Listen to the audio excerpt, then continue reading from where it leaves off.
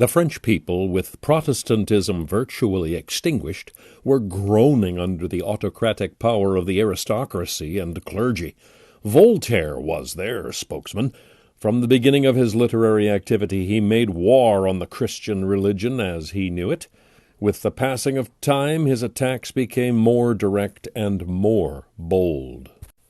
Writing on God and Men and the Bible Finally Explained, he does not attack the foibles and hypocrisies of priests and believers, but rather the gospel itself. His conclusion is that whenever the Scriptures are neither apocryphal, fraudulent, nor altered, they are immoral and absurd.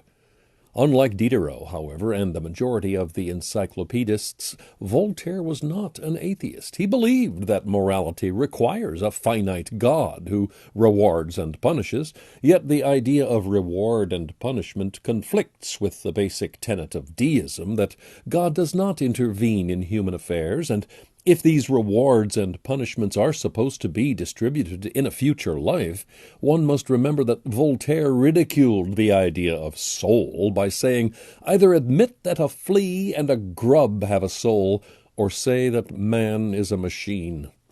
English deism, from which Voltaire picked up many of his ideas, was a relatively distinguishable phenomena that can be located in the 18th century. Naturally, its roots were in the past, to the Renaissance, and even back on to Celsus and Porphyry. In England, Lord Herbert of Cherbury, 1583 to 1648, first collected the set of ideas later to be known as Deism, but perhaps it is Charles Blount, 1654-1693, who may be best identified as a full-fledged deist. After him come the main representatives of the movement: John Toland, the Earl of Shaftesbury, Anthony Collins, Thomas Woolston, Matthew Tyndall, and, not to mention lesser figures, Viscount Bolingbroke. In the main, deistic writing attacks Christianity. The authenticity and authority of the Bible are denied, and its accounts of miracles are discredited. Anti-clericalism is not limited to the Romish variety, but the Protestant clergy are also described as venal and greedy. In fact, deism goes further, for Shaftesbury and most deists were anti-Semitic also.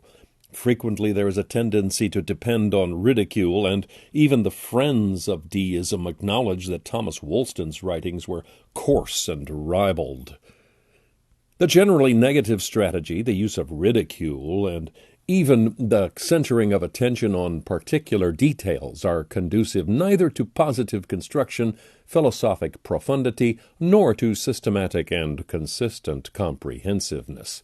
The best representative of deism, from the point of view of calm temperament and breadth of statement, is Matthew Tyndall. His work, Christianity as Old as Creation, synthesizes the main deistic themes. First of all, there is a natural religion, recoverable, discoverable by reason.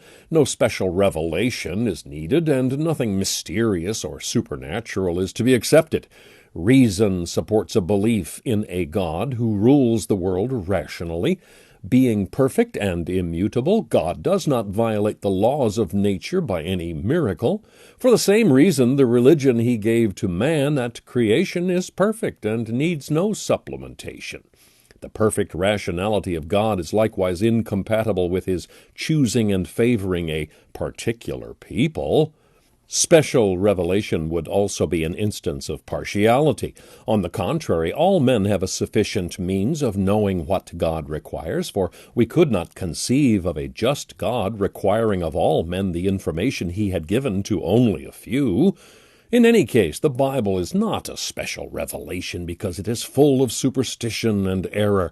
The Old Testament is immoral, and Christ himself is to be censured for making salvation to depend on beliefs of which most men have never heard. All that God requires is that we should promote the common good. Tyndall also believed in a future life, though some deists did not.